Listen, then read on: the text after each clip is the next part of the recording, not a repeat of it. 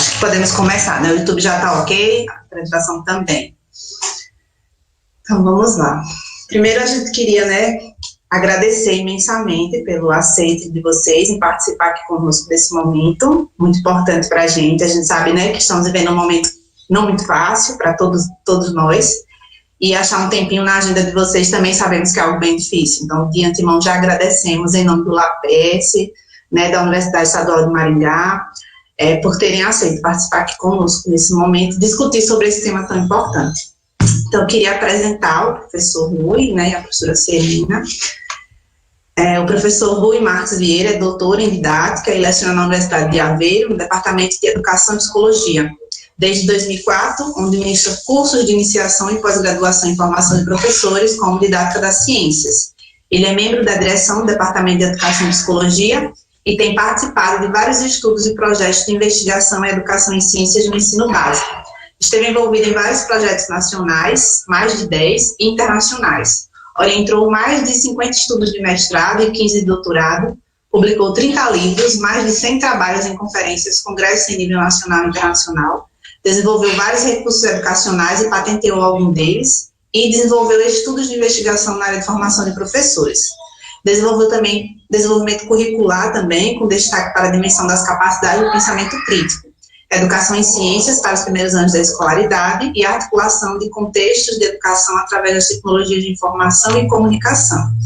Já a professora doutora Celina Terneiro Vieira, né, como eu já falei, é doutora em educação pela Universidade de Lisboa, Fundação Faculdade de Ciências, professora de matemática, ciência e natureza do segundo ciclo do ensino básico em situação de mobilidade da Universidade de Aveiro desde 2005-2006. É licenciada em matemática e em ciências da natureza, membro do Centro de Investigação em Didática e Tecnologia da Formação de Formadores da Universidade de Aveiro e tem desenvolvido estudos de investigação na área de formação de professores, capacidade de pensamento e educação em ciências e em matemática. Eu queria só dar um recadinho para o pessoal que está acompanhando a gente, antes de vocês iniciarem, Rui, que é sobre eles acessarem o link que está na descrição do vídeo do YouTube, para que eles possam se inscrever via SIGA-A, para que a gente possa gerar o certificado dessa palestra para eles. Aí no finalzinho, se eles tiverem dúvida, eles podem perguntar às meninas que vão estar lá controlando o chat. Bom, é isso. Então vamos, né, para a apresentação. Muito bem, obrigado. Obrigada. Agradeço. Bom dia a todos, apesar de para nós já ser boa tarde. Queria também salientar o prazer que é estar uma vez mais em contacto convosco, desta forma não presencial, mas agora os últimos tempos têm sido marcados pelo não presencial e, portanto, também estamos em contacto agora neste formato à distância. É um gosto, é um prazer, espero que seja produtivo para todos este tempo que vamos estar a partilhar em torno desta reflexão sobre o pensamento crítico no combate à pandemia da desinformação. Portanto, a tónica aqui a ligar o pensamento crítico com a desinformação num contexto muito particular em que temos vivido os últimos tempos. Ok. Se puder pôr a apresentação, entretanto só algumas informações que deram do nosso currículo só para corrigir. Eu fui membro da direção durante 6 anos, neste momento não estou na direção do departamento. É só uma pequena correção. Também agradecer o vosso convite, esperar que esta hora seja útil. Lamentar que não tínhamos podido responder mais cedo, mas não tem sido também fácil a gestão, porque temos todo o trabalho que está inerente às funções, continuamos a fazer tudo o que tínhamos distribuído e feito, e os compromissos assumidos, e a orientar, e a produzir, e a fazer conferências, desde o México até outras partes, e portanto não tem sido fácil responder a todos. Mas finalmente foi possível arranjarmos aqui uma data, nesta última semana de aulas aqui em Portugal, no ensino básico e secundário, e depois segue-se o nosso grande período maior de paragem, que é o mês de agosto, por norma, esperando que dessa forma aqui e aí também a pandemia diminua e possamos ter uma situação de melhoria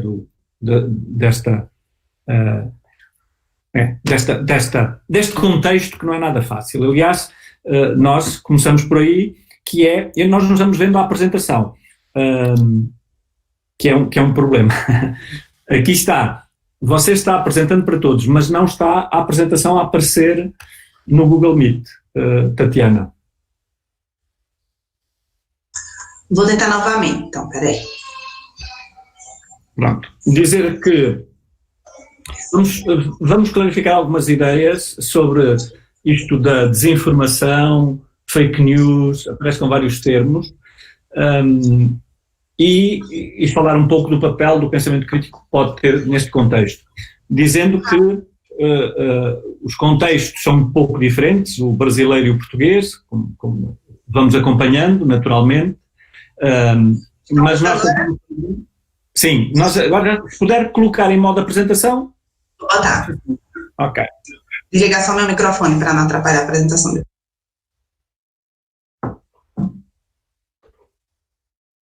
Ok. Muito bem.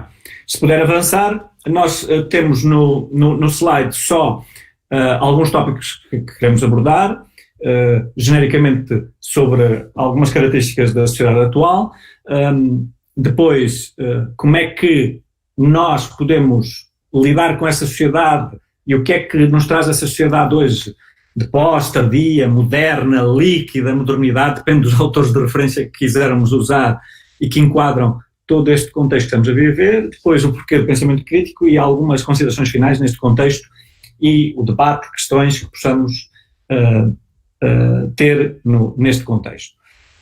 Assim, nós começávamos por fazer algumas perguntas, não é para responderem, é só para pensarem, porque nem todas elas têm respostas fáceis, rápidas e tão claras quanto parecem. Logo, a primeira, existe mais desinformação? Há quem diga que sim, por força das tecnologias e dos contextos que estamos a viver, mas há quem diga que não, que sempre vivemos com desinformação. Agora, ela hoje tem outra amplitude, chega mais rápido, chega mais longe, tem uma dimensão globalizante que se calhar não tinha anteriormente. Outra questão é, e o que é que nós temos feito e o que é que se tem feito em geral a sociedade e a educação para combater essa desinformação? E temos mobilizado para isso as capacidades de pensamento crítico para combater essa desinformação, essas fake news, e outras, neste contexto, porque não é só as que se percebe logo que estão aqui, logo no ponto 2 referido, que são as ligadas à avaliação da credibilidade. Estamos a falar, se calhar, de outras, não é se calhar, estamos a falar de outras que são também necessárias para que o pensamento crítico no seu todo faça sentido e seja desenvolvido de forma estruturante, de forma consolidada para podermos combater esta pandemia da desinformação, que é também uma pandemia que não vai passar tão depressa. Esperemos que a pandemia do coronavírus seja ultrapassada o mais rapidamente possível, mas a da desinformação não vai ser, nem se prevê que seja tão facilmente ultrapassada como temos visto, e vamos ver alguns exemplos. E depois, como é que as perguntas da ordem, como é que sabem, como é que se garante que estamos a promover o pensamento crítico? São perguntas mais amplas, ligadas à nossa área de investigação e que nos têm sido feitas a miúdo em vários contextos. Bom, avançando, o que é que diz a investigação? Por exemplo, um artigo que acabou de sair, que está aí, visível, tem a distinção entre 3 tipos de informação que, traduzindo para português, elas entram todas dentro da desinformação. Mas, como veem, a desinformação é só a primeira, que é aquela que é falsa e deliberadamente criada para atacar, para denegrir, para alterar a realidade de pessoas, de grupos sociais, de organizações e de países.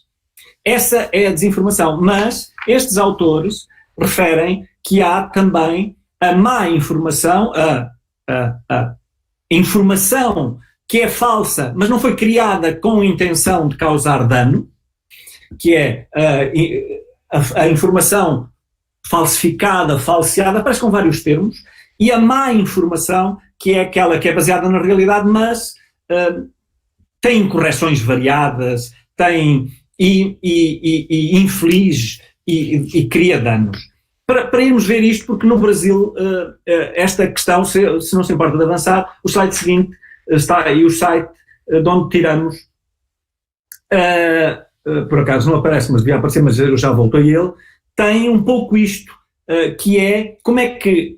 está ao fundo, vê-se ao fundo. É o manual de credibilidade deste site brasileiro que explica um pouco os vários tipos de desinformação que existem e que tem a ver com esta investigação que tem sido recentemente divulgada, como o artigo anterior, que aponta para aquilo que é a tendência para a manipulação do conteúdo, que é que está mais à direita, o conteúdo fabricado, que é aquele que é intencionalmente criado para causar dano, para causar confusão, para baralhar, para desinformar, enfim. Portanto, temos aqui um contínuo dentro daquilo que genericamente os ingleses usam como fake news, temos aqui um contínuo que é preciso clarificar para não falarmos de desinformação de qualquer espécie, porque continua a haver má informação. Sempre houve, continua a haver,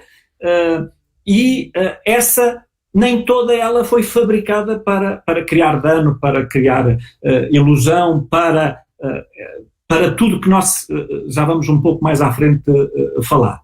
Nesse contexto, se avançarmos, a questão que se levanta pode avançar, Tatiana, é assim, o que é que acontece em Portugal e no Brasil? Por exemplo, na semana passada tinha esta notícia, saiu num dos mais credíveis jornais portugueses, do nosso ponto de vista, que é um semanário. Saiu esta notícia. Portugal é o país onde os cidadãos mais confiam nas notícias, mas essa confiança está em queda. E dentro da notícia, reparem que tem a caixa que está à direita, diz que a nível global só os brasileiros se mostram mais preocupados que os portugueses com a legitimidade dos conteúdos online. Ou seja, estamos a viver um contexto de mudança, e essa mudança é tão visível que, se avançar para o slide seguinte, que é de um estudo, ela é preocupante. Este estudo é desse site que detecta notícias falsas, e para justificar o quanto é importante ir identificando as notícias falsas, eles mostram onde é que estão os vários países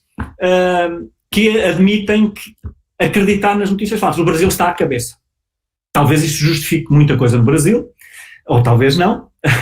É uma questão de discussão e de polémica, mas reparem, e Portugal vem logo a seguir à Espanha, está com uma percentagem não tão alta quanto a Espanha, mas vem logo a seguir nestes dados. Estes dados, obviamente, levam-nos a pensar que a educação tem um papel aqui importante, naturalmente.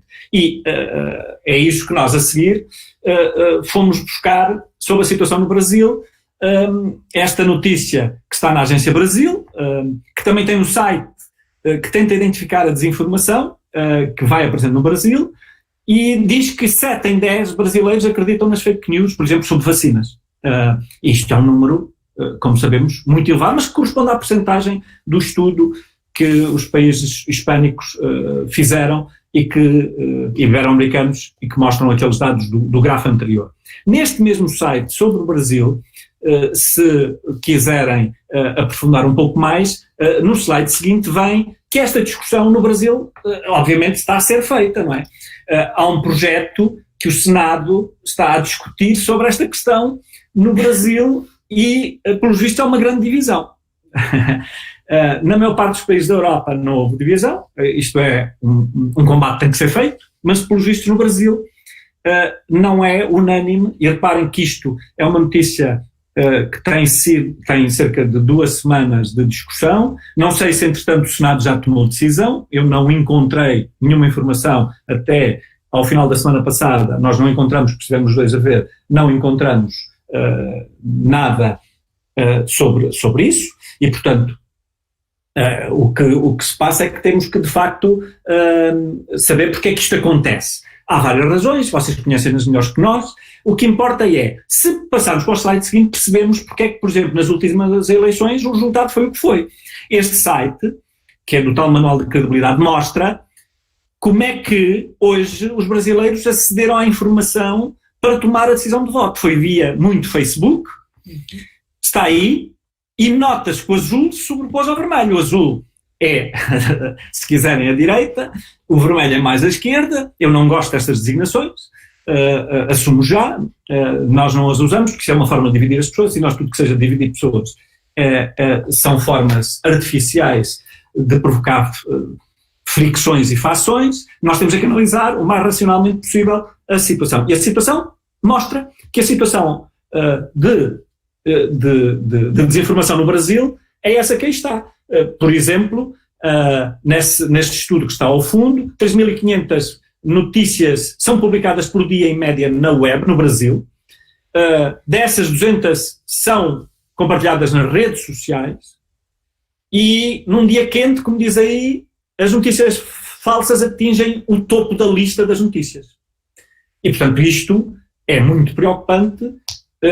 Por exemplo, já aconteceu, dentre as 10 notícias mais lindas, 6 serem fabricadas, serem fake news. E isto é, de facto, muito, muito preocupante. Desde logo, se quiserem, a maior preocupação é isto põe em causa a democracia e a liberdade das pessoas, desde logo, a todos os níveis. Isso é evidenciado no slide seguinte, ou pelo menos quisemos evidenciar o quê? Que os jovens, a maior parte dos jovens hoje, têm outras formas de aceder. Isto são classificações, valem aquilo que valem. O que está no slide seguinte são as várias gerações que hoje temos de jovens que acedem às redes sociais, não é? A geração dos milénio, que vai até 94, 95, 96, aí está até 96, depende. Depois temos a geração Z, que foi a seguinte, que tem características, se virem, tem características diferentes desta anterior, da geração milénio, e se virem a descrição, isto é de um estudo no âmbito da psicologia, esta geração Z já são a primeira geração que são pessoas que têm uma atenção mais reduzida, porque, como diz aí, são mais impacientes, mas é também a que se preocupa mais com a sustentabilidade do planeta, curiosamente. E depois já temos, depois de 2010, toda a geração alfa, que é aquela que foi criada com esta tecnologia. São os ditos nativos digitais, todas estas gerações, e depois temos a nossa para trás, não é? A minha é a geração X, a nossa é a geração X, que tem outras características, como se pode ver aí, e, portanto, esse estudo da psicologia, de onde tiramos esta descrição, diz que todas estas gerações só conseguem ultrapassar estas características próprias das sociedades onde foram criadas, onde nasceram, e com as características e os contextos onde nasceram, com o pensamento crítico que está ao fundo, que foi isso que nos também chamou a atenção. Nessa lógica e nessa sequência, para resumir um pouco tudo o que eu disse, vem o slide seguinte que mostra em esquema aquilo que é o poder das redes sociais hoje, particularmente o Facebook, mas se quiser, o Twitter agora está nos Estados Unidos também, por força das circunstâncias e das eleições americanas, a ser, obviamente, alvo de discussão, vou-lhe chamar assim, desde logo da administração atual, e, portanto, em termos gerais, como lhe chama o Kahneman, que tem, como sabem, um livro, e é hoje um dos autores de referência de várias correntes, nomeadamente o Nudge, ele diz que há hoje 3 eixos, 3 vértices que é preciso ter em atenção. Primeiro, que as redes sociais têm falta de isenção, a informação é muito partilhada com pessoas que têm os mesmos gostos, os mesmos perfis, e essas pessoas partilham informação que acham que lhes interessa, que acham que é do seu grupo, sejam ou não verdadeiras, muitas delas são falsas, e reforça aquilo que eles chamam as crenças existentes, e, portanto, as pessoas com posicionamentos divergentes não são amigas no Facebook, e, portanto, nós não temos acesso ao contraditório. Isto é muito preocupante, porque nós não temos acesso a um dos eixos importantes para se pensar de forma livre e independente. E é preciso dizer que os millennials, os do grupo dos millennials, mais de 61% hoje acede às questões políticas por esta via das redes sociais e do Facebook. Nesse sentido, até para parar agora um bocadinho, nós temos aí 3 notícias, se a Tatiana avançar, gostávamos de vos colocar as 3 notícias e de fazer essas perguntas. Vocês acham que estas são notícias mundiais? Toda a gente as teve, as conheceu. Perguntamos, são todas legítimas? Só 2 delas é que são legítimas? São todas falsas? Pensem um bocadinho. Se quiserem escrever no chat, durante 30 segundos nós esperamos e E podemos ver. Atenção, Tatiana, que há várias questões sobre a questão do certificado, depois veja. Pronto. São 3 notícias, para dar tempo para as pessoas pensarem e posicionarem-se. Uma foi sobre a expulsão de um jornalista na Casa Branca, que aconteceu numa conferência de imprensa da administração Trump. Outra foi sobre o incêndio em Notre Dame, em França, Paris. E a outra foi a capa da Time, com a personalidade do ano 2018, Jair Bolsonaro.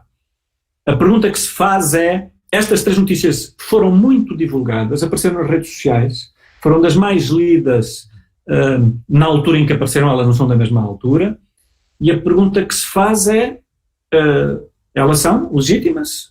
Foram lidas por serem legítimas? Foram lidas porquê? Foram divulgadas porquê? São as perguntas que nós fazemos. Obviamente isto tem a ver com as capacidades que cada um pode já ou não mobilizar na análise desta situação. Não sei se alguém quer escrever no chat, se querem falar, se alguém quer apontar, dizer alguma coisa, se não, avançávamos. Isto é só também uma maneira de dar alguns segundos e deixar-vos pensar. O Roque diz como é legítima. Roque, se quiser ligar o microfone e dizer qual é a legítima, podemos começar por aí a discussão.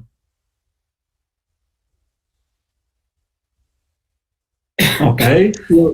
Eu não fiz como eu usei o tempo que você havia dado, né? Mas eu acredito que a primeira seja legítima. Ok. Roque, obrigado pela sua partilha. Sim, porque isso facilita não estarmos aqui a falar para uma tela, não é? Como vocês dizem, para um ecrã. Obrigado. Sim, Roque, a primeira é parcialmente legítima. Qual é o problema? É que a imagem que depois saiu foi manipulada. Ou seja, a Casa Branca manipulou a imagem para dizer que ele foi expulso porque foi agressivo. E isto não é verdade. É verdade que foi expulso o jornalista, mas a forma como a administração colocou o vídeo foi manipulada, a imagem. Portanto, até uma notícia legítima, portanto, aqui está aquilo que é uma má informação. É uma notícia verdadeira, mas que foi falsificada para ir ao encontro dos interesses da administração. Pronto. É verdade, Roque e colegas e todos que estão a assistir, é verdade que a do jihadista é uma fake news, mas correu logo que tinha sido um atentado terrorista, porque isso faz parte também da cultura que hoje se instituiu, obviamente, e menos verdade ainda é, se assim se pode dizer, que a personalidade do ano foi. Mas esta notícia no Brasil correu no mundo inteiro, e em Portugal também, nas redes sociais, correu muito esta montagem. E, portanto, isto, obviamente, são notícias, são exemplos apenas que queremos aqui apresentar para mostrar o quanto o que hoje temos é muito, muito preocupante a vários níveis. Nessa lógica, como é que nós, de uma forma genérica, devemos combater a desinformação? O que nós temos nos 2 ecrãs seguintes, antes de falarmos um bocadinho de pensamento crítico, como é que podemos, neste contexto, trabalhar o pensamento crítico? Por exemplo, estes autores, que são os autores do primeiro artigo que nós apresentamos aqui sobre a diferença entre desinformação, má informação e informação fabricada ou falsa informação, dizem que é preciso termos em atenção as questões ideológicas. Olhem, no Brasil não é preciso dizer mais do que isso. Quase tudo é claramente ideológico. Ou é a favor ou é contra Bolsonaro. E o que nós vemos aqui nas notícias, quer de jornais e televisão, vemos claramente uma divisão ideológica, embora nós sabemos que o Brasil não é vermelho ou azul como apareceu aqui, nós sabemos muito bem isso, e não queremos passar sequer nem queremos entrar em questões ideológicas, embora elas sejam importantes naturalmente. Depois, perceber quais são as ligações digitais que as pessoas têm para fazerem estas ligações, para disseminarem a informação e como é que nós podemos trabalhar depois essas ligações de um ponto de vista das literacias, das várias literacias, e essa ligação às várias literacias leva-nos àquilo que eles chamam e salientam, o artigo não é sobre pensamento crítico, é sobre desinformação, mas que eles chamam uma participação crítica dos cidadãos. E é isso que não existe. É uma participação. Para existir, é preciso, desde logo, que as pessoas façam um princípio básico que é fundamental para nós no combate à desinformação, que é o que vem a seguir, que é, primeiro trabalho de literacia que é preciso fazer, é as pessoas usarem ferramentas de verificação da informação. Isto é um trabalho que existe em vários países, o Brasil tem vários, nós salientamos estes 3, o Lupa, o Holofote e o Comprova. Em Portugal há um dos vários que tem inclusive um programa de televisão que é de grande utilidade, que é o Polígrafo. Aliás, o Polígrafo não verifica só as notícias portuguesas, verifica muitas do Brasil também, diga-se, e verifica essencialmente as que estão nas redes sociais, não é tanto as dos jornais, porque a maior parte dos jornais não, em Portugal, e das televisões, por norma, não passam notícias falsas, por norma, mas já aconteceu erros, já aconteceu má informação, o próprio canal que passa ao Polígrafo já teve que pedir desculpas por uma informação que deu errada há pouco tempo, a partir de uma reportagem que tinha vindo de outro país e que não foi verificada e foi dada como sendo atual. Noutros países anglo-saxónicos temos o Pointer, agora muito focado nas informações sobre o coronavírus, porque como há muita informação, fake news sobre o coronavírus, este site faz essa verificação com especialistas variados de vários campos, nomeadamente da área da epidemiologia e médica, e depois do mundo espanhol, o Maldita, é hispânico, onde também mete muitas das notícias ibero-americanas, faz esse trabalho de verificação. Nestes 2 últimos diapositivos tivemos a oportunidade de ver situações em que se procura ajudar o cidadão a analisar as situações informativas no sentido de poder melhor decidir se são credíveis ou não, se são notícias falsas ou não. Mas há uma questão base que subjaz a tudo isto, é que todas estas ferramentas podem ser uma ajuda, mas o desenvolvimento das capacidades de qualquer pessoa, cidadão, são a primeira arma para poder posicionar-se e lidar com esta situação que cada vez assume proporções mais preocupantes. Cada pessoa pode não só ser um consumidor de desinformação, ou seja, de informação que é falsa, mas também ele próprio pode ser um disseminador dessa informação falsa. E com esta proliferação das redes sociais, muitas vezes não estamos só no papel de consumidores de informação falsa, mas também de replicar esta informação quando, de forma impulsiva, de forma irrefletida, de forma automática, acabamos de receber algo e imediatamente retransmitimos, repassamos essa informação através das nossas fontes, através dos nossos contactos, através das nossas redes. E, portanto, para evitar este duplo papel no campo da pandemia da desinformação, temos que desde cedo habilitar cada pessoa a desenvolver ferramentas que lhe permitam lidar de forma mais eficaz com esta situação, não sendo nem consumidor, nem sendo disseminador, para já não falar não sendo um produtor, não é o autor de informação falsa, e que muitas vezes também, ao usar informação falsa, compõe outra informação que em si é falsa. E, portanto, para não estar nesta situação, de facto, é extremamente importante, desde cedo, desenvolver o potencial de pensamento crítico de cada pessoa.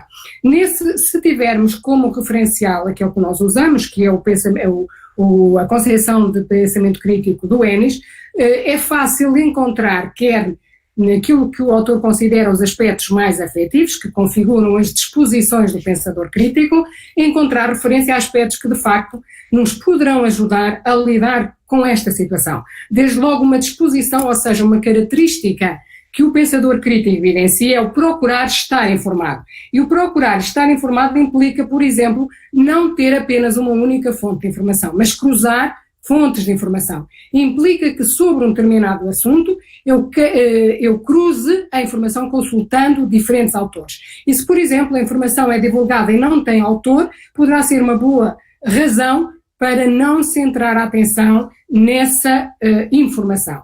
Outra disposição de pensamento crítico é utilizar exatamente e mencionar fontes credíveis. E se nós repararmos nas redes sociais, muita informação que é transmitida não tem autor, não tem fontes, não cita qualquer fonte. Logo, usando esta disposição de pensamento crítico, isso seria uma alerta, seria logo uma forma de o pensador crítico ficar desperto para a possibilidade ou a forte possibilidade dessa notícia não ter credibilidade. Porque, efetivamente, esta é uma das tendências do pensador crítico, procurar sempre utilizar e mencionar as fontes credíveis. Outra preocupação, outra disposição de pensamento crítico é tentar não se desviar do cerne da questão. E muitas situações de desinformação, o título e o corpo da notícia são incoerentes. E nós só lemos, muitas vezes, o título da notícia. E ele foi feito para nos prender a atenção, não para nos informar. E se nós procurarmos não nos desviar do cerne da questão, não ficamos apenas pelo título, vamos ler a notícia e vamos conseguir analisar se ela está focada, se menciona fontes, se essas fontes são credíveis, e isso pode nos ajudar. Para além de todas estas disposições, depois há a parte mais cognitiva da utilização de operações cognitivas, de capacidades de pensamento crítico, que nos vão ajudar a lidar com estas situações. A esse nível eu destacava algumas. Para além das que estão já a conseguir identificar, nesse diapositivo, que tem a ver com a avaliação da credibilidade de uma fonte, eu começaria por referir antes também capacidades ligadas à clarificação elementar, para que eu de facto possa poder perceber se uma notícia é ou não verdadeira, ou se tem elementos que não são verdadeiros, ou se é totalmente falsa. Eu tenho que começar por analisar os argumentos. E essa é uma capacidade de pensamento crítico, analisar argumentos, o procurar a coerência entre a tese que é defendida e as razões que são apontadas. Depois avançar exatamente na avaliação da credibilidade das fontes. E logo aqui, como eu referi há pouco, muitas notícias não têm fontes, portanto, seriam logo para colocar em dúvida e para não ter em consideração. Ao analisar a credibilidade das fontes, também é preciso ter em atenção critérios que nos podem ajudar a fazê-lo. Um desses critérios é se a fonte é perita, conhecedora ou versada. E no contexto atual, nós sabemos que há muita tendência das pessoas se pronunciarem sobre questões e opinarem sobre questões sobre as quais não são versados. Por exemplo, nós aqui em Portugal é comum dizermos que de educação e de futebol todos sabem, todos opinam, e no entanto a generalidade da população não tem formação nem numa área nem na outra. E enquanto construtores de opinião temos que ter cuidado e temos que de facto saber distinguir entre uma opinião e um facto, e muitas vezes não fazemos e assumimos os factos como as opiniões como sendo factos. Isso induz-nos logo também em erro e pode levar ao retirar de conclusões que são falsas.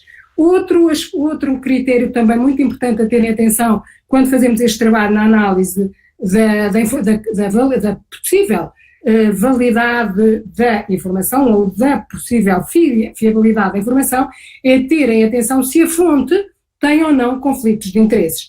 E aqui vão entrar em linha de conta, nomeadamente, as questões que foram referidas há pouco, relacionadas com afiliações políticas, com afiliações ideológicas. Um pensador que tem que ser capaz de distanciar dessas afiliações e de analisar se a fonte tem ou não interesse em veicular uma determinada informação. E a propósito, por exemplo, agora da Covid e no combate a esta doença, houve muita desinformação com conflitos de interesses, nomeadamente por parte de entidades ligadas à produção de medicamentos. Haviam interesse em divulgar resultados promissores, resultados positivos. E nós sabemos que se avançou em determinados momentos no sentido de afirmar que um determinado medicamento era eficaz e, mais tarde, surgir a informação de que não era eficaz ou pelo menos não era tão eficaz. Isto porque não se teve atenção a este aspecto do conflito de interesses. O acordo entre as fontes tem a ver com aquele aspecto que eu referi há pouco, de facto, sobre um assunto, se quisermos ter confiança na informação, não podemos ficar pela leitura de um documento, pela leitura de um autor. Temos que cruzar essas fontes. A reputação está ligada com a primeira, do eu saber que aquela pessoa tem, de facto, a reputação de ser fidedigna, de dizer a verdade, de atuar com princípios de honestidade intelectual e, portanto, isso dar-me-á outra situação relativamente a essa avaliação da informação. Temos depois aí também outros critérios que podemos usar. Para além destas capacidades ligadas à avaliação da credibilidade da fonte, também gostava de referir que no referencial que nós usamos, portanto, a conceitualização do pensamento crítico de Ennis, há um outro conjunto de capacidades ligadas à área das estratégias e táticas que também são muito importantes para mobilizar nestes contextos, que é o reagir a falácias. Clarificando, portanto, a falácia tem sempre, é um enunciado que pretende ser um argumento, mas que é caracterizado por haver um erro de raciocínio. Esse erro de raciocínio pode ter a ver com a forma, pode ter a ver com o conteúdo. E esse é um aspecto muito importante. Como exemplos de falácias que são comuns em muitas notícias falsas, por exemplo, a falsa causalidade. Ou seja, apresentam as situações como se houvesse uma relação de causa e efeito, quando os dois elementos, um deles não é o efeito e o outro não é a causa, mas muitas vezes é apresentado desta forma. Somos induzidos a concluir que há ali uma causa que leva a um determinado efeito e isso não é necessariamente assim. Outra situação é o apelo à autoridade, é o referir a alguém como se fosse uma autoridade e a partir do momento que nós ouvimos esse nome, é como se ficássemos bloqueados e a partir daí acreditássemos piamente naquilo que está a ser transmitido. E é preciso que o pensador crítico se reaja a estas falácias, a estas denominações falaciosas, mas para isso tem que ser feito um trabalho desde cedo no sentido de desenvolver todo o seu potencial de pensamento crítico. Tem um exemplo a seguir, eu peço para avançar, em que vemos uma situação de concretização na análise da informação, onde estão aqui plasmadas várias destas capacidades. Por exemplo, no ponto 1, o ler atentamente a notícia completa, para não sermos induzidos em erros ou não nos desfocarmos do cerne da questão, o poder, ao ler atentamente a notícia, analisar os argumentos que são apresentados. O 2, eu não vou focar todos, apenas alguns, portanto, no 2, o verificar a data, o contexto e os autores. Está relacionado com aquele aspecto da avaliação da credibilidade das fontes, quem são os autores, são autores de peritos versados no assunto, têm a reputação de dizer efetivamente aquilo que é cientificamente aceito, têm a reputação de expressar opiniões consoante os seus interesses, são autores que há conflito de interesse sobre aquilo que estão a pronunciar ou não, e portanto, neste exemplo, nós podemos aqui ter algumas questões que podemos formular a nós próprios e quando estamos a formular a nós próprios estamos a procurar, de facto, mobilizar capacidades de pensamento crítico que nos vão ajudar a lidar com esta pandemia da desinformação nos vários papéis que nela podemos assumir, como eu referi, como consumidores, como disseminadores, eventualmente até como produtores dessa desinformação. Mas, para que de facto nós, enquanto educadores, criamos condições de desenvolver nos alunos com que trabalhamos, no público-alvo com que lidamos estas capacidades de pensamento crítico, isso exige desde logo pela parte do educador que tenha também ele seja uma fonte perita versada em pensamento crítico. E isso exige, à partida, que uma formação onde haja um contacto, um analisar de documentos relacionados com a clarificação do que é que se entende por pensamento crítico, como é que pode ser promovido. Na sequência do nosso trabalho de investigação, o slide seguinte resume aquilo que é uma conceptualização, tendo por base, em particular, a conceptualização do pensamento crítico de Ennis, aquilo que é um referencial para o educador poder estar ciente de todo o seu trabalho em termos da promoção do pensamento crítico.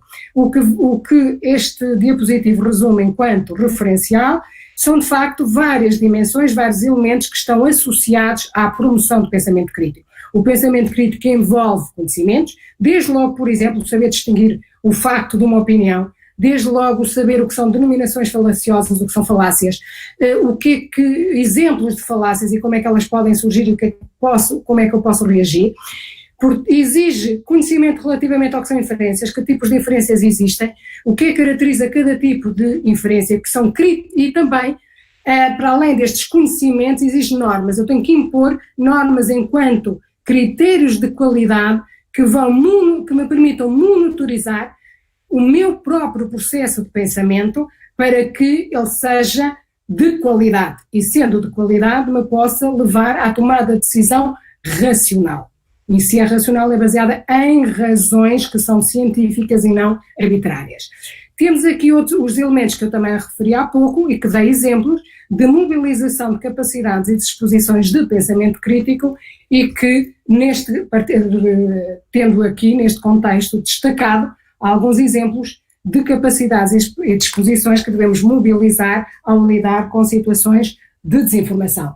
Este é um ponto de partida para todo esse trabalho em termos da promoção do pensamento crítico. Só dizer que este esquema foi retirado de um último nosso capítulo que escrevemos de um livro que esperamos saia em breve, por acaso de uma editora brasileira, que é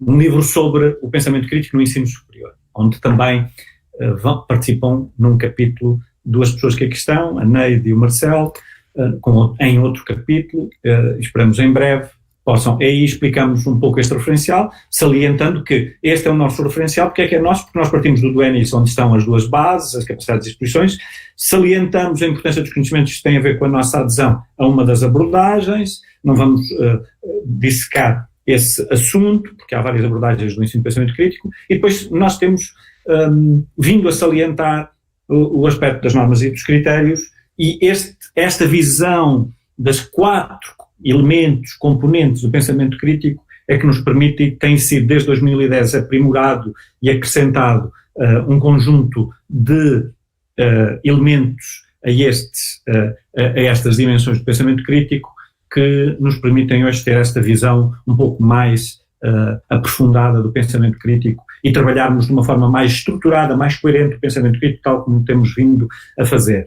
Para não estarmos aqui sempre a falar das nossas atividades, até porque muitos dos presentes leram, sabemos que leram muitos dos nossos livros, dos nossos artigos, não direi todos, porque alguns estão fechados, é preciso aceder a eles em contextos muito particulares, mas, pese embora isso, nós decidimos apresentar atividades de outros autores. Se não se importa de apresentar o seguinte, que ele está um bocadinho denso, este artigo tem um conjunto de atividades que saiu também há 2 meses, nem isso, sobre como lidar com as fake news e como é que nós podemos trabalhá-las na sala de aula. O que eu saliento aqui é este artigo da Chelsea Kaufman, tem um conjunto muito específico de atividades que se podem fazer, obviamente muito relacionadas com a realidade norte-americana, que a vários níveis do ponto de vista ideológico e político se calhar é parecida com a brasileira.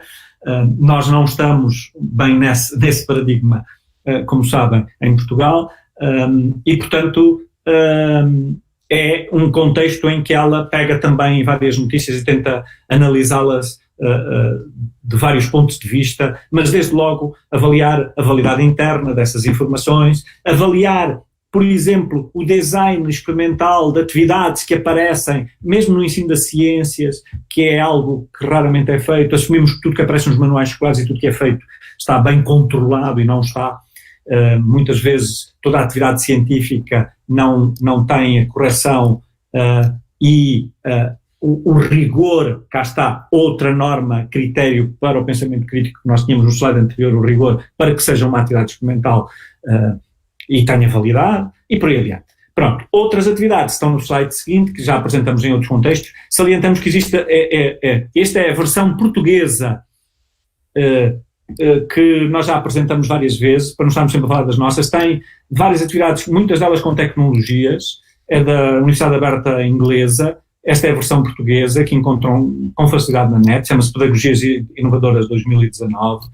Salientamos desde o brincar às comunidades de prática que o storytelling hoje tem um potencial enorme, até aos estúdios virtuais e aos laboratórios virtuais e às atividades simuladas para ciências, já que temos aqui várias pessoas da área da educação e das didáticas, das ciências. Depois, aquilo que eles chamam de tornar o pensamento visível, com muitos exemplos de ferramentas para as pessoas explicitarem o que é que estão a pensar e o que é que estão a pensar. E depois, aquilo que nós hoje sabemos que hoje é fundamental para formarmos pessoas na sua visão holística, no seu desenvolvimento holístico integral, que é desenvolver atitudes e valores como as que nós tínhamos na parte das disposições e outras, e estes autores reforçam a importância da empatia, que hoje está a ter um papel crescentemente destacado na educação. Estas são algumas das ideias que trazemos, entre muitas outras que temos e que temos vindo a trabalhar, e não gostaríamos de terminar esta nossa discussão se avançar sem trazer alguns desafios e retos decorrentes do que dissemos. Vamos ver se conseguimos em poucas palavras, se eu consigo em poucas palavras deixá-los até para a discussão. Primeiro, se do ponto de vista educacional e da política educacional dos países, do Brasil e de Portugal, vamos centrar-nos nestes dois, porque a maioria de nós que estamos aqui somos destes dois países, falamos todos a língua portuguesa, é a definição de princípios e diretrizes de qualidade para a educação. Não existem com clareza nos vários países. Nós temos agora um documento em Portugal, que alguns já conhecem, que se chama o Perfil do Aluno à Saída da Escolaridade Obrigatória, que aponta já nesse caminho. Tanto é que uma das 10 competências, das áreas de competência a desenvolver ao longo dos 18 anos de escola de todos os alunos, porque em Portugal é obrigatório andar 12 anos na escola e até aos 18 anos andar na escola, é obrigatório. O pensamento crítico e criativo são uma das 10 áreas de competência, portanto já há aqui um avanço, mas não tem a definição de princípios do que é uma educação de qualidade e também focada no pensamento crítico. A maior parte dos países não tem, e isso é preciso começar por aí. Isso é o desafio que nós deixamos e temos vindo a reiterar. Depois, um desafio que está ao nosso alcance também. Este está, nós todos somos importantes para influenciar, para produzir investigação que os sustente, mas é importante também cada um de nós trabalhar nos seus variados contextos. Quem está aqui a trabalhar no ensino fundamental e no Brasil, depois no acesso à universidade, no vestibular, na universidade, muita gente que está aqui a trabalhar na universidade, é preciso, em todos os contextos, diversificar estratégias de ensino-aprendizagem com apelo. O problema não está nas estratégias. Continuamos a ver artigos, eu continuo, e a Celina também, em muitos congressos, em muitas revistas em que temos que avaliar artigos, muitos do Brasil, a dizerem o ensino baseado em projetos ou o problem-based learning promove pensamento crítico. Não promove nenhuma estratégia, temos investigação nesse sentido, por si só promove pensamento crítico se não tiver uma orientação clara e inequívoca. E é essa orientação que é preciso trabalhar quando estamos perante fake news. Nós temos que trabalhar na educação, a desinformação, desde os primeiros anos do ensino fundamental e no ensino superior. Colocar a avaliar a credibilidade de informação, mesmo de informação científica, mesmo de artigos científicos, nós sabemos que se vieram a revelar falsos em várias áreas de saber. Há artigos, mas também verdadeiros, mas também notícias do dia-a-dia que tenham a ver com informação científica. Portanto, temos todo um trabalho que devemos fazer no sentido de mostrar que aquilo que dizemos e defendemos é aquilo que fazemos nas nossas práticas, mesmo no ensino superior, nas nossas áreas disciplinares. E isso nem sempre acontece. Nós continuamos, um dos problemas do ensino superior, como o livro que acabamos de na semana passada submeter à editora, e que temos, ainda por cima, tivemos a sorte de ter o prefácio de uma das maiores especialistas nesta área, o prólogo, o que é, dos resumos que lhe fizemos dos vários capítulos que ela teve acesso, o que importa destacar é essa ideia de que nós muitas vezes dizemos e defendemos um conjunto de princípios, claro, em direção a que queremos pessoas mais autónomas, mais independentes, mais livres para pensar criticamente, mas aquilo que fazemos nas nossas aulas é encher as cabecinhas deles, apelar à memorização, e isto não é compatível. Não estou a dizer que nós não estamos a dizer, antes que nos façam a pergunta, porque é sempre a pergunta da ordem, a memorização não é importante, a memorização é importante, mas é um patamar. É preciso avançar para outros patamares. E, finalmente, que todas as unidades curriculares, todas as disciplinas de um curso, seja do ensino fundamental, do vestibular e de qualquer curso do ensino superior, seja formação de químicos, de professores, de pedagogos, de biólogos, de juristas, de advogados, de médicos, todos trabalhem o pensamento crítico, porque o pensamento crítico hoje é a única arma que nós temos para combater esta pandemia da desinformação.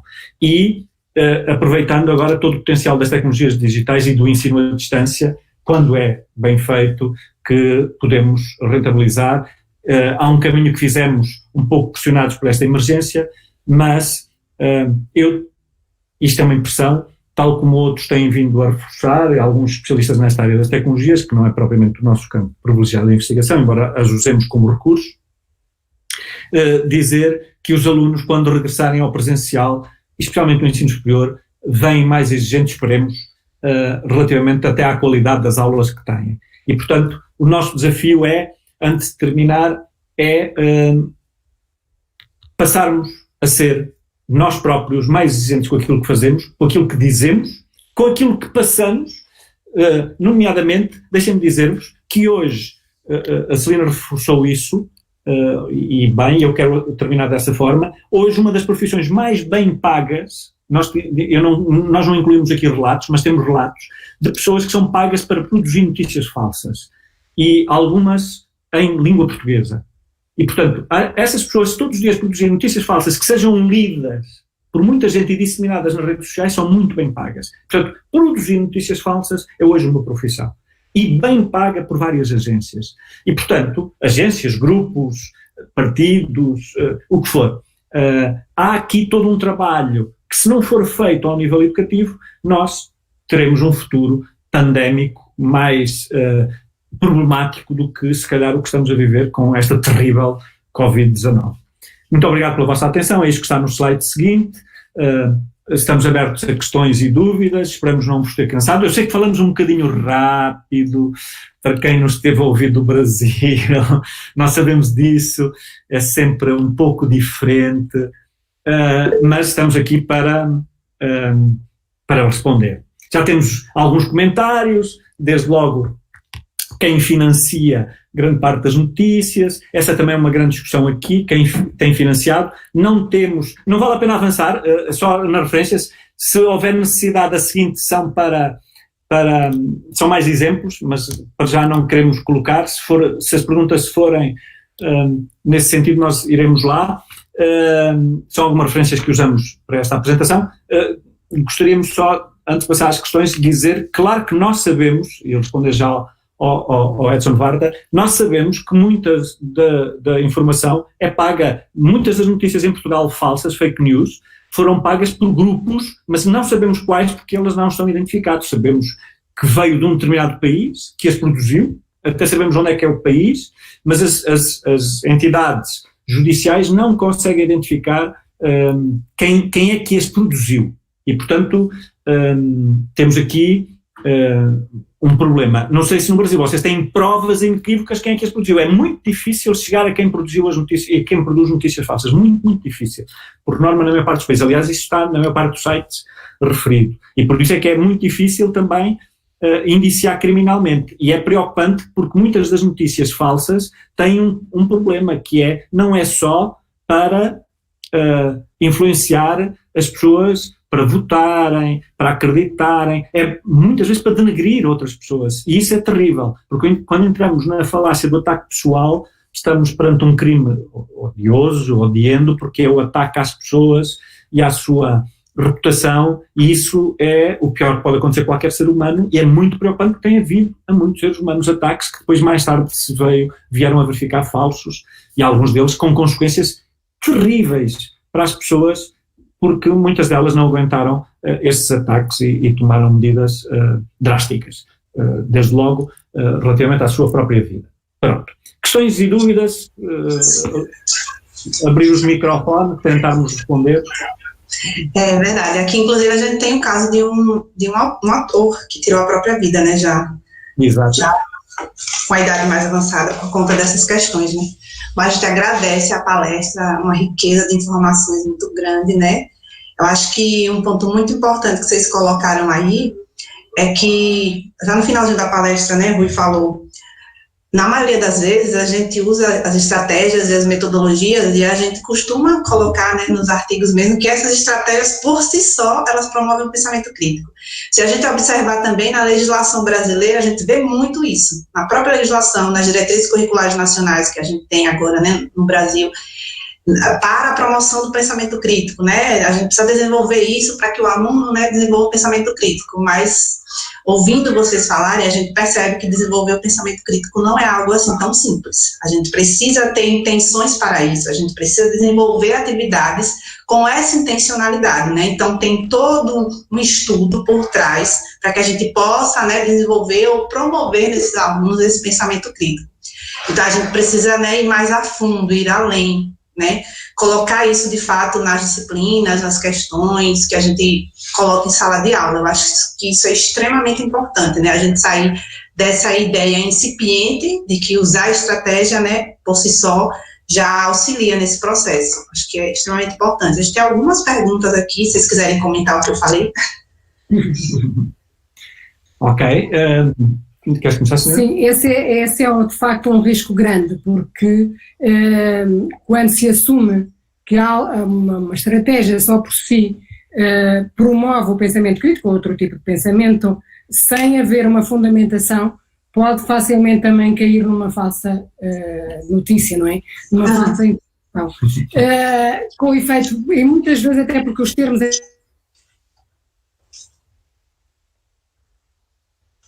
Ai, gente, eu tô energia aqui.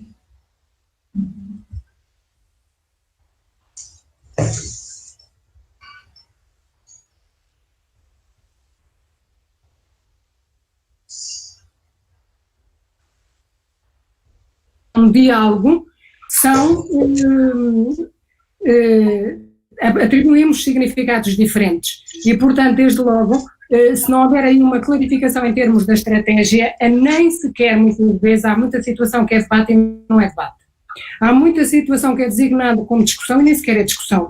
Portanto, quanto mais o ser promotora de pensamento crítico, temos a partir do pressuposto que sabemos o que é um debate, sabemos o que é uma discussão, que dominamos aquilo que deve ser características em termos de sequência de ações a desenvolver para operacionalizar cada uma das estratégias e muitas vezes isso falha logo. E, portanto, as situações para promover o pensamento crítico, ainda que de forma ocasional, seriam logo comprometidas.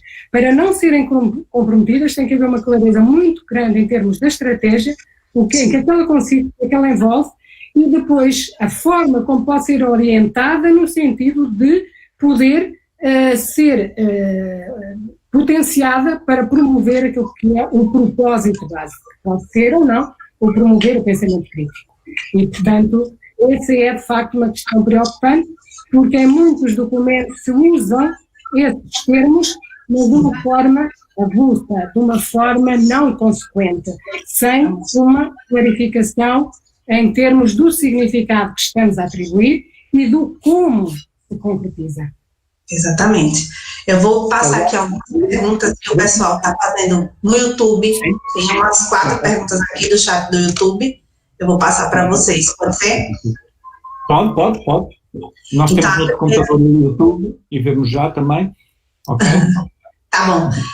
Tem uma aqui da Letícia Brambila. Ela pergunta: boa tarde, professores. Alguns estudos indicam que as fake news são disseminadas, em sua maioria, por pessoas acima de 65 anos. Que relações estabelecemos entre a idade e o desenvolvimento das capacidades de pensamento crítico? Bom, isso dito dessa forma, sem um estudo de suporte por trás, pode ser uma falácia, não é? Ou não sei o que tudo.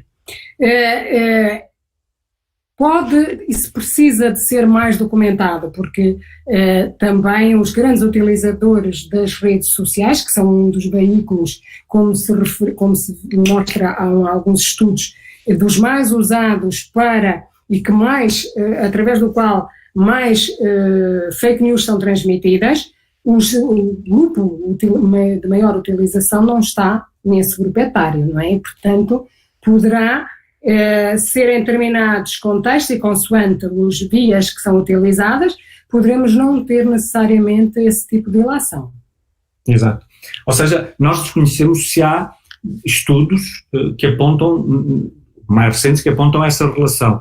Dos anteriores, não há estudos que apontem nesse sentido. Aliás, assim como também não temos estudos, temos apenas impressões de que, tal como o Edson aqui coloca, que é a relação entre a desinformação e todas as pessoas que defendem o negacionismo científico. Não há esse estudo com esses fatores que nós conheçamos, não há. Deixem-me dizer que estudos com outros fatores, não há diferenças entre sexos, na maior parte dos estudos, ou seja, os homens, não há diferença de pensamento crítico de homens e de mulheres, não há diferença de pensamento crítico de grupos sociais, culturais e etc.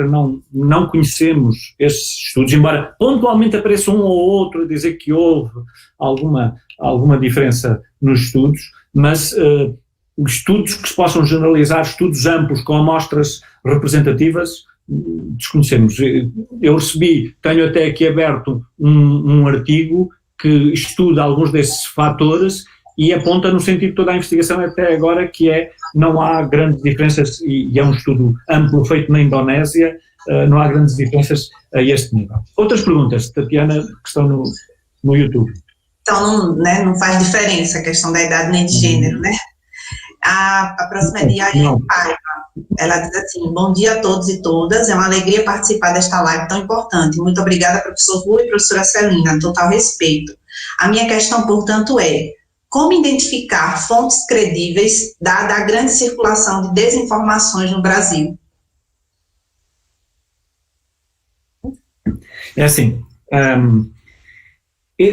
desinformação no Brasil não é, nós achamos, e depois do estudo que fizemos, para conhecer um pouco do que é que estava a passar no Brasil e que vamos acompanhando, por força das circunstâncias, até porque temos grupos, temos WhatsApp com várias pessoas do Brasil, felizmente, algumas estão aqui, e vamos acompanhando. Tenho uma pessoa do Brasil que todos os dias, praticamente todos os dias, me manda notícias do Brasil. Um dos problemas que nós vemos é este: as pessoas todas no Brasil estão, como vocês dizem, engajadas, ou contra o governo ou a favor do governo. Isso é notório. E muitas vezes nós mandamos informação a dizer, atenção que essa informação que disseminou, que obviamente vai ao encontro do que pensa, não é verdadeira, as pessoas reagem mal. Portanto, o primeiro trabalho que nós, e o primeiro conselho que nós damos é: as pessoas têm que tentar despir as suas ideologias e o que defendem, e ver se a informação que estão a disseminar, se a informação que estão a ler, se a informação a que acederam é ou não é uma informação com fontes, com datas e com autoria. Isto é fundamental, que foi o que a senhora destacou naquele slide que tinha os 10 passos na explicação. Portanto, o que é importante é informação que não venha com autoria, que não venha datada, que não venha de pessoas que sobre aquele assunto são reputadas, são isentas, etc., não devem ser disseminadas, não as devemos disseminar, não as devemos colocar no Facebook. Reparem, eu dissemino muita informação, já disseminei uma outra notícia, por exemplo, eu disseminei uma informação do jornal da Organização Mundial de Saúde que no dia seguinte foi desmentida. Eu voltei a colocar no dia seguinte a nova informação do jornal. Porquê? Porque o problema não foi do jornal, nem da notícia. O problema foi um grupo dentro da Organização Mundial de Saúde fez uma notícia num sentido, o outro grupo, logo no dia seguinte, veio desmentir porque não havia ainda provas absolutamente credíveis que apontavam nesse sentido. Portanto, o que é que estamos a dizer? É preciso ter cuidado, mesmo com a informação que nós sabemos que é de jornais fidedignos, que é de fontes fidedignas. Eu raramente partilho informação de pessoas que não conheço, de pessoas que não conheço a origem ou que não conheço a credibilidade, raramente, Porquê? Porque é um cuidado que tenho, mas isso não invalida que já não tenha partilhado. Toda a gente viu, quando foi nas últimas eleições, e agora já apareceu novamente, as fake news ligadas ao Papa Francisco. Em 2016 o Papa Francisco ia votar no Trump, depois que ia votar no Bolsonaro, agora voltou que ia votar outra vez no Trump para não sei o quê. Isto é obviamente falso, as pessoas não podem disseminar isto, no entanto isto interessa e no Facebook isto está cheio deste tipo de notícias. Portanto, o primeiro conselho é, por favor, não disseminem notícias que não tenham absolutamente certeza, mesmo que concordem e elas sejam úteis do ponto de vista ideológico, mas não partilhem ideologias falsas, porque isso abana a credibilidade de qualquer um de nós no trabalho que estamos a fazer, desde logo como cidadãos, mas também como professores, como profissionais. E, portanto, esse é um esforço que temos que fazer, por mais... Nós também temos, eu e a Sena também temos ideologias, mas, do ponto de vista partidário, nunca as revelamos, não as consideramos. A nossa ideologia são os direitos humanos, essencialmente a pessoa humana no seu todo, essa é a nossa ideologia, seja quem for, seja de que natureza for. Por isso é que aquela imagem de a Inglaterra dos confrontos, por causa da questão do racismo, de um negro ir buscar uma pessoa que estava a fazer uma manifestação contra os negros, de um grupo de extrema-direita, que estava ferido, ele foi buscá-la para tratar dela, essa imagem vale mais que 1000 palavras. É por aí que nós queremos ir, que é todos têm um papel importante, temos que tentar chegar à compreensão do que é que move, do que é que leva as pessoas a... Obviamente isto é um discurso, dirão, isto é um discurso de um país que não tem alguns dos vossos problemas. Não tem alguns, mas tem outros, e portanto todos nós estamos a construir uma sociedade que queremos o mais livre, porque o pensamento crítico só faz sentido em sociedades democráticas, livres, abertas, não é? Não faz sentido em sociedades que não sejam democráticas, ele não existe. Portanto, não me venham perguntar se existe pensamento crítico na Coreia do Norte, não é? Naturalmente. Outra pergunta, Tatiana. Eu acho que essa informação que vocês trouxeram para a gente sobre o Brasil tá com um percentual acima, né, de avaliar as fontes, eu acho que surpreendeu a muitos que estão aqui, porque o que a gente tem visto, né, é o contrário do que foi colocado. Acho que surpreendeu bastante. Tem mais umas três. Então, mas Tatiana, nós tentamos trazer informação de sites e estudos credíveis de organizações amplas, que estão aí o site, onde vocês podem depois encontrar essa informação. Tudo para ser descortinado. Está certo. Que é o mais importante. Nós também não podemos falar de pensamento crítico e de pandemia, e nós temos uma fonte dessa pandemia. A próxima pergunta é de Vivian Calisto. Ela faz, né? No contexto brasileiro, termos como pensamento crítico emergem mas como características de um sujeito de como uma teoria, orientação para a elaboração de estratégias didáticas. Aí ela coloca entre parênteses operacionalização. Apresentamos ou propomos a discussão da taxonomia elaborada por Enes e discutimos sobre capacidades e disposições. Emergem preconceitos, muitos respaldados na crítica ao conceito de competência, que aqui é fortemente vinculado à teoria tecnicista. Como podemos construir argumentos no intento de problematizar essas percepções equivocadas? Aí ela faz uma segunda pergunta. A teoria freiriana, em especial o conceito de criticidade desenvolvido por Paulo Freire, é associada ao PC? O que pensam sobre isso? Ela está afirmando que aqui é associada ao PC e o que vocês pensam sobre isso? Em relação à questão de estar associada à teoria tecnicista, essa associação parece-me bastante...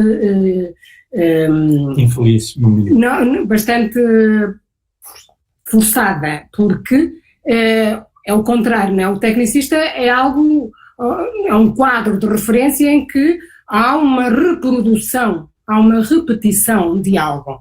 Aqui não, nós não queremos dizer às pessoas o que devem pensar. Nós queremos que as pessoas sejam capazes de pensar por elas próprias, mas que o façam com qualidade, que tenham pensamento de qualidade e que não sejam vítimas fáceis para seguirem aquilo que outros querem que eles pensem. E, portanto, nessa perspectiva, estão totalmente opostas, não estão em linha, o pensamento crítico não está em linha com esse quadro tecnicista. Só estaria em linha com esse quadro tecnicista num contexto em que ensinar as pessoas não seria ensinar as pessoas a pensar, mas seria convencer as pessoas a pensar algo, a pensar e em termos de assumir um determinado conteúdo de pensamento. E aqui não está nessa perspectiva. Outra questão também das competências, nos referenciais europeus, a competência é algo que é um saber em ação, portanto, que tem a sua dificuldade em sermos capazes de ir acompanhando o desenvolvimento dessa competência, porque nos implica e exige colocar a pessoa em ação. E enquanto educadores nem sempre temos a oportunidade de acompanhar a vivência do aluno no sentido de ele estar em ação para nós podermos observar o uso de uma determinada competência e com que proficiência é que essa competência está a ser utilizada. Enquanto saber em ação, nos referenciais europeus, isso implica mobilizar de forma articulada o conhecimentos, capacidades e atitudes. E, portanto, nessa perspectiva, o pensamento crítico estaria sempre associado ao desempenho de determinadas competências. Também e isso tem gerado alguma confusão conceitual, há alguns autores que consideram o pensamento crítico como uma competência em si. E, portanto, ao considerar o pensamento crítico como uma competência em si, estamos naquela perspectiva de que, em determinadas situações, por exemplo, eu tenho que ser versada no assunto que está em causa, ter atenção aquilo com que está relacionado, com as áreas de conhecimento com que está relacionado, tem que ser versada nessas áreas de conhecimento, mobilizar todas as disposições de pensamento crítico, mobilizar as capacidades para poder dar uma resposta eficaz a estas situações. Mas tem sempre subjacente a visão de pensamento crítico como uma competência que eu sou versado numa área de conhecimento. Se não estiver a enfatizar esse domínio, esse ser versado numa área de conhecimento, eu vou considerar o pensamento crítico como uma capacidade de nível elevado. E aquele conhecimento que está referido, por exemplo, no nosso referencial, é um conhecimento estreitamente relacionado ao próprio pensamento crítico. Como eu referi, eu saber que um facto é diferente de uma opinião. E quando estou a expressar uma opinião, ou quando estou a mobilizar uma informação factual para sustentar uma determinada tese. E isto está estritamente relacionado com o pensamento crítico. É conhecimento, mas é um conhecimento na área do pensamento crítico. E, portanto, isto aqui é preciso ter esta ideia clara, porque de facto têm surgido estas diferentes visões. No contexto europeu, a competência envolve as capacidades, o pensamento crítico está envolvida em áreas de competência. Só para completar a primeira questão, claríssimo, quanto ao Paulo Freire, no essencial estamos de acordo, mas eu devo dizer o seguinte, para quem me conhece, o Erivanildo esteve aqui, a Neide esteve aqui, a Fabiana esteve aqui connosco e podemos discutir um pouco isso, são algumas das pessoas que estão aqui. Nós evitamos ao máximo conotações político-partidárias, independentemente do que quer que seja. Temos uma grande admiração naturalmente por Paulo Freire, como temos por outros pensadores que foram, e pedagogos que são importantes para a compreensão do que é hoje o ato educativo, do que deve ser o ato educativo, no respeito pela pessoa, no seu todo, e portanto o Paulo Freire é um referencial muito importante, como são outros, e por isso é que nós fomos buscar temos vários autores. Hoje falar pensamento crítico sem falar para nós de Ennis, no campo da filosofia ou se quiserem, de Richard Paul, ou falar de pensamento crítico sem falar no campo da psicologia de Steinberg ou de Diane Alpern, que eu há bocado não disse, mas é quem fez o nosso prólogo do livro, obviamente são autores de referência, mas por trás desses autores existem muitos outros. Por exemplo, na filosofia também temos o Lippmann, com Filosofia para Crianças, com um trabalho fundamental, também temos o Feuerstein, que é um israelita com um trabalho crucial, por aí adiante, exatamente. Temos uma série de referenciais, temos atualmente, e alguns dos que estão aqui a ouvir-nos ouviram Do ponto de vista da sociologia, o Boaventura Sousa Santos, que se tem feito muitas conferências, são referenciais importantes. Nós não temos um referencial, temos vários referenciais com várias influências culturais, como é o caso do Paulo Freire, no caso do Brasil, ou do Boaventura Sousa Santos, do ponto de vista da sociologia, no caso de Portugal. Portanto, há vários referenciais.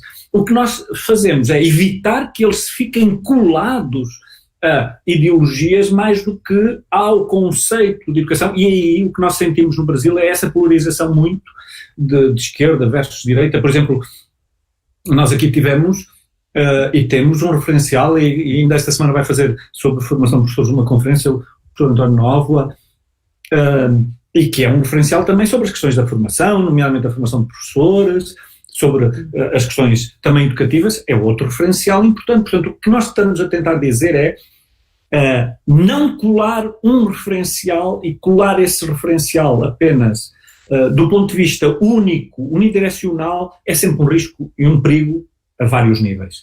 Até para aquilo que acabamos de dizer, nós somos apologistas de cruzar com vários peritos, vários especialistas na área, para termos a certeza de que a informação é credível, de que estamos bem suportados, bem fundamentados para tomar uma decisão, para acreditar numa informação, para. É nesse sentido que nós gostaríamos de responder à pergunta também da Viviane. Embora ela seja uma pergunta complexa e que exigia mais tempo, mas depois podemos, noutras circunstâncias, aprofundar, e que fica aqui claro que em 2010 estivemos no Brasil, em Brasília, e já essa discussão foi profunda mesmo entre os portugueses, com a questão do Paulo Freire e da criticidade. Deixa-me só acrescentar também mais uma ideia. Todo o trabalho de Paulo Freire é muito relevante em termos desta ideia que cada cidadão deve ter ferramentas e deve ter a oportunidade, nomeadamente através do seu percurso educativo, de ser capaz de pensar por si próprio e não ficar dependente de que os outros decidam por si e imponham as suas decisões a todos em geral. E nessa perspectiva podemos encontrar alguns pontos de convergência entre a teoria de Paulo Freire e aquilo que também se procura quando se querem cidadãos pensadores críticos. Mas o trabalho de Paulo Freire em si, como um referencial para promover o pensamento crítico, já não é uma ajuda capaz de me permitir ser mais consequente em termos de ação. Ele não se pronuncia sobre o pensamento crítico, ele não define o pensamento crítico, ele não explicita a visão que tem sobre o pensamento crítico. E, portanto, nessa perspectiva, eu não poderei dizer que para promover o pensamento crítico, socialmente também construtivas, que contribuam para um desenvolvimento sustentável em termos de dimensão social que cada um de nós tem. É nessa perspectiva que muitas vezes, em muitos trabalhos de autores brasileiros, devemos dizer que usam este referencial, e aí também faço eu a pergunta. Usam como? Qual é a ajuda que o referencial me dá para eu concretizar em termos de sala de aula pelo pensamento crítico? Exato. Aliás, isso remete para a questão que o Roque está aqui a colocar, que é se a investigação, que a senhora acabou de dizer, se a investigação é usada para as políticas educativas. Depende muito de quem nos governa. O problema que vocês têm no Brasil nós também temos. A diferença é que nós temos um governo, quando temos um governo mais centro-direita, as decisões são mais baseadas nos autores. Quando temos mais de centro-esquerda, são neutros e de outros, e uns e outros tentam basear na investigação, mas na investigação que lhes convém e que vai ao encontro do seu ideário político. Mas há aqui uma questão que talvez faça uma diferença grande entre os dois países, não é? O contexto europeu e o facto de pertencermos a uma comunidade europeia cria alguns compromissos, nomeadamente o compromisso de alinhar com alguns referenciais europeus em termos de educação. E, por exemplo, o documento que aqui há pouco foi referido, que é um documento curricular central, base, neste momento em Portugal, que é o perfil do aluno à saída da escolaridade obrigatória, ele não existe apenas em Portugal. Há muitos documentos similares a nível europeu e o conceito, por exemplo, nesse documento está plasmado o conceito de competência e o referencial que é citado nesse documento português são referenciais da OCDE. Ou seja, portanto, temos aqui também este enquadramento que nos ajuda a que as políticas educativas em Portugal também procurem acompanhar aquilo que são os reptos europeus. E nós sabemos que organismos como a OCDE, como a União Europeia, têm fortes financiamentos em termos de grupos de investigação. E se financiam esses grupos de investigação, é de facto com um propósito de poderem depois, nas suas próprias políticas, naquilo que definem enquanto políticas europeias em termos de educação, seja sustentado, seja fundamentado. Eu acho super importante esses esclarecimentos, principalmente com relação a Paulo Freire, que eu acho que aqui no Brasil, as pessoas que trabalham com Paulo Freire, que fazem uma primeira leitura do pensamento crítico, acho que a primeira coisa que vem à mente é essa relação mesmo. Mas é exatamente como a Serena colocou perfeitamente, né? Há aproximações, há alguns poucos pontos, mas se você quer promover o pensamento crítico e utilizar só Paulo Freire, ele não é suficiente, né? Então precisa ir além. Acho muito interessante. E esse alinhamento, né, dos documentos aí na Europa também é algo interessante que a gente podia trazer aqui para o Brasil, porque não há essa unicidade aqui, né? Tudo bem que nós temos um país múltiplos, né, de regiões muito diferentes, mas eu acho que uma linguagem em termos de entendimento sobre esses termos que seja única seria super importante, né, para que esse trabalho fosse desenvolvido. Mas infelizmente a gente está andando muito devagar para isso aqui, né? Pode falar. Exato, e deixa-me acrescentar, já que falou nisso, alguns artigos mais recentes têm saído, saiu um artigo australiano que fizemos uma primeira leitura, estão muito preocupados exatamente porque os países do sul, do hemisfério sul do planeta, onde se inclui toda a América Latina, e não só a África, e eles próprios, australianos, não é? Têm uma influência diferente dos países do Norte e têm uma visão diferente até do mundo dos países do Norte. E que essas visões normalmente não são tidas em consideração nem pelos do Norte em relação ao Sul, nem pelos do Sul quando olham para os do Norte. E, portanto, essa visão leva a que, por exemplo, as linguagens sejam difíceis de perceber a vários níveis. Vou dar um exemplo. Ele no artigo diz, por exemplo, este grupo de investigadores australianos dizem que uma coisa é pensamento crítico, outra coisa é teoria crítica. Há pontos de confluência, há pontos de encontro, mas a teoria crítica é algo mais amplo, mais vasto e uma forma de olhar o currículo e a sociedade. O pensamento crítico é algo mais, obviamente, concretizado e operativo, é mais uma área de competência, como lhe chama o nosso perfil, e que se procura operacionalizar. Essa é uma das diferenças que eles chamam a atenção e que é muito importante. Porque no Brasil, pensamento crítico e teoria crítica é tudo igual, e não é. E nós sabemos que não é, e sabemos que tem relações, naturalmente. O pensamento crítico faz mais sentido no âmbito do pensamento, de uma teoria crítica, mas não são a mesma coisa. Mas não queremos cansar, porque são longas discussões, estamos a ver muitas perguntas e comentários, quer ali no computador do YouTube, quer aqui vão aparecendo novos comentários. São longas discussões, mas dizer que também são fruto de muita reflexão de 25 anos de investigação nesta área que vamos fazendo, vamos discutindo entre os dois. Às vezes não estamos de acordo também, mas... O que é bom, né? Exatamente. Mas vamos construir um pensamento que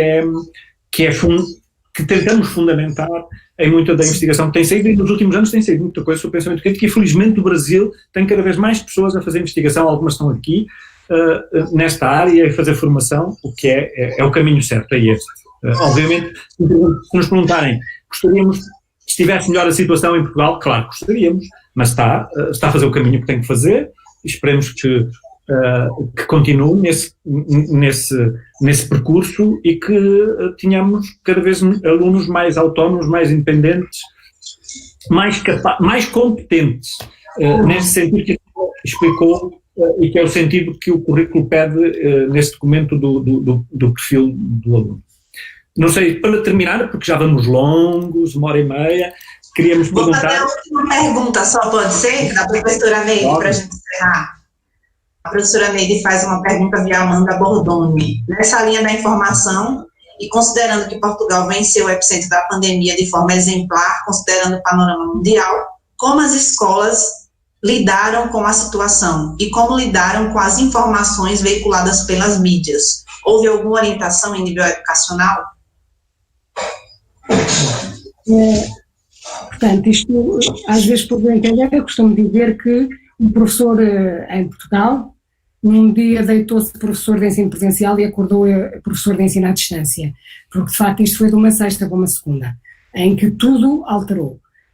Devo realçar que foi dada muita autonomia às escolas. A tutela, o Ministério da Educação em Portugal produziu algumas orientações genéricas, gerais, e foi no âmbito daquilo que também é o quadro de referência das escolas em Portugal, foi dada muita autonomia às escolas para tomarem as suas decisões.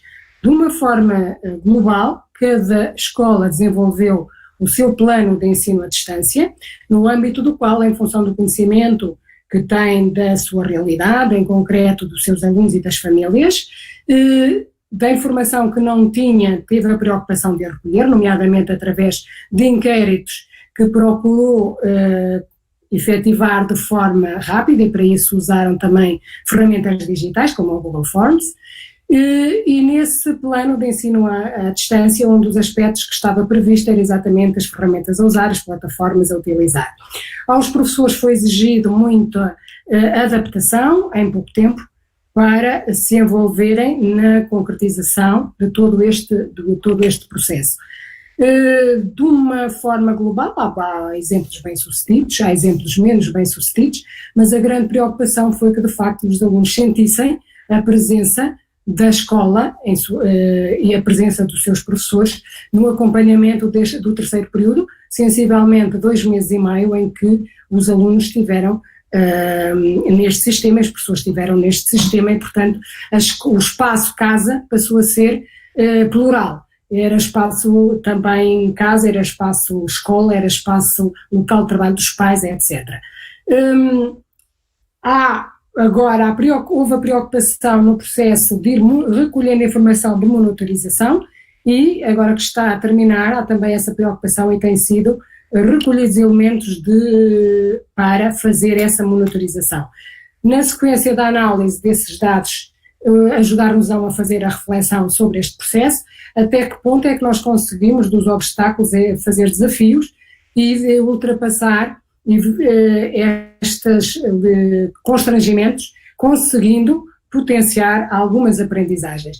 Não haverá certamente situações que se possam generalizar, os casos são muito diferentes em todo o território, mas de uma maneira global as escolas, e isso será talvez uma ilação que se pode retirar, as escolas deram resposta àquilo que era a situação do momento e procuraram acompanhar todo este processo. Só acrescentar relativamente à situação do país, já que a pergunta vinha também nesse contexto, é verdade que o poder político se uniu, quer o partido do governo, quer os partidos com assento parlamentar, houve grande unanimidade, nomeadamente com o Presidente da República também, para decretar rapidamente estado de emergência e fechar o país e as pessoas ficarem confinadas pelo menos os 2 meses em que tivemos de estado de emergência. Isso evitou o aumento do número de mortes. Vocês já tiveram mais um dia do que nós no total ao longo destes 3 meses, em alguns dos vossos dias. Portanto, vocês também são de outra dimensão. Mas em termos percentuais, nós já fizemos a comparação com outros países e a situação foi-nos favorável, felizmente. Mas a situação neste momento, temos uma fronteira que, entretanto, está a ser aberta por via aérea, a Europa está-se a abrir toda, nós próprios já vemos aqui pessoas de outros países, aqui em Aveiro, quando saímos, portanto, mesmo oficialmente ainda não estando aberta a fronteira com a Espanha, já vemos que há mobilidade das pessoas, pelo menos por alguns pontos da fronteira que não estão a ser controlados, porque vocês sabem que a Europa tem um acordo de Schengen que permite que os cidadãos da Europa circulem dentro da Europa de forma livre. Só que com a pandemia isso não aconteceu e muitos países continuam, com Portugal, a condicionar. Mas Portugal está a abrir e, até por causa do turismo do verão, não é? E por causa de toda a influência económica que isto tem. E alguns analistas, alguns especialistas, ainda há pouco estávamos a ouvir um médico a dizer que vamos ver como é que isto corre para ver se não temos situações preocupantes e surtos e segunda vaga, etc, porque essa é a preocupação neste momento. Enquanto não houver vacina ou cura ou o que for, é preciso cautelas no cumprimento das regras. Estamos com um problema. Nós cumprimos até agora, isso permite compreender em parte o resultado que temos tido. Mas começamos a ver notícias, nomeadamente entre a população mais jovem, de ajuntamentos, de festas, de 100, de 200 pessoas, em vários pontos do país. E isso tem sido fonte, especialmente uma no sul do país, foi fonte de contágio. E isso é preocupante e, portanto, as autoridades e o poder político têm que estar atento, e está naturalmente atento, e tomar medidas, em alguns casos, eventualmente mais drásticas. Nós tivemos aqui no distrito uma cidade que ficou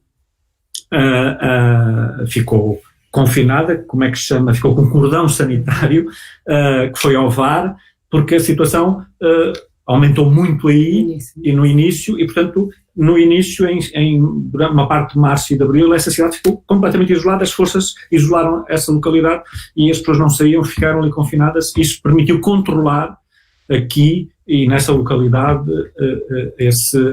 a disseminação e os contágios do vírus. Portanto, foram algumas medidas que até aqui têm-se revelado, obviamente, adequadas e os resultados têm sido aqueles que nós todos achamos que são positivos comparativamente desde logo com a vizinha Espanha. Mas isso não nos faz com que, não devo passar a ideia de que a situação está ultrapassada, porque não está. Estamos num momento de desconfinamento, claramente, mas com regras, com máscara obrigatória, com distanciamento das pessoas, as pessoas não se podem tocar, já recomeçou o futebol, mas com os estádios sem público, os jogadores são controlados, testados. Claro que os contágios que vamos tendo são um número alto, considerado alto, porque estamos a fazer muitos testes, estamos a fazer testes massivos em grandes partes do país, isso ajuda também a perceber alguns contágios, mas estamos a ter, felizmente, um número de recuperados muito bom, muito alto, e um número de mortes baixo. Anteontem foi ontem foram 2, e portanto é um número que esperamos rapidamente se reduz a zero, como já aconteceu na semana passada em Espanha, mas que é a população mais idosa, com mais idade. Claro que ficamos a saber também que neste momento a população jovem começa a ser a população a entrar nos hospitais com o coronavírus e, portanto, é preciso ter cuidado, e os jovens são uma população mais resistente, como sabemos, a nível mundial e em Portugal também, mas não significa que em alguns casos não possam ser problemáticos, porque alguns acabam nos cuidados intensivos, como já foi relatado aqui, e portanto passam situações difíceis. E portanto é preciso acautelar todo esse tipo de situações para qualquer idade e qualquer faixa etária, como vocês bem se vê no Brasil. Nós, que cada vez que vemos as imagens do Brasil dos enterramentos no Rio de Janeiro, em São Paulo, são assustadores, parece que vivemos numa situação fora de todo o quadro que se estimava, e parece uma guerra. Mas estamos numa guerra com um vírus, de facto. E isso é algo que nós temos que também trabalhar como cidadãos, todos, desde logo nas nossas famílias, e há pessoas que não compreendem a importância de cumprir regras para não disseminar este vírus. Pronto. E essas regras têm que ser cumpridas, porque sabemos hoje que sem elas não é possível controlar minimamente os efeitos desta pandemia, que esperemos que rapidamente seja ultrapassada, como foram outras. Nós há 100 anos, como toda a gente sabe, tivemos a gripe espanhola, que levou 1 ano e meio até ter-se a vacina, que depois, mas tiveram 3 vagas e o número de mortes foi elevadíssimo, mas foi há 100 anos atrás. Hoje temos meios científicos e tecnológicos que esperemos que sejam mais céleres, mas este coronavírus também é muito diferente da chamada gripe espanhola. É isso, infelizmente aqui no Brasil a gente não pode relatar, né, coisas tão positivas quanto estamos vendo aí em Portugal, infelizmente. Essa união entre os governos não aconteceu, né, e aí os governadores dos estados falam uma coisa, o presidente fala outra, e as pessoas ficam aí, né, nesse choque de informações, e por não saber verificar a credibilidade das fontes dessas informações, acabam descumprindo, né, os regulamentos da OMS, e aí a gente tem esse número catastrófico que a gente tem aqui no nosso país, infelizmente, né? Bom, a gente só quer agradecer ao Rui. Uma mensagem de esperança, agradecer a vossa atenção e uma mensagem de esperança: melhores dias virão, havemos de ir ao Brasil, vocês vão de vir cá, muitos de vocês, aqueles que puderem, quiserem, portanto, vamos esperar que esta situação seja ultrapassada. Sim, esperamos por esse dia, né? Esperançosos por ele. Agradecemos muito, muito mesmo pela participação de vocês aqui nesse momento, por partilhar conosco todo o conhecimento de vocês, de forma tão gentil, né? Eu estava bem nervosa no início, não vou mentir, nossa, fazer, né, uma mediação com 2 professores, né, tão reconhecidos e que tem um trabalho tão interessante, né?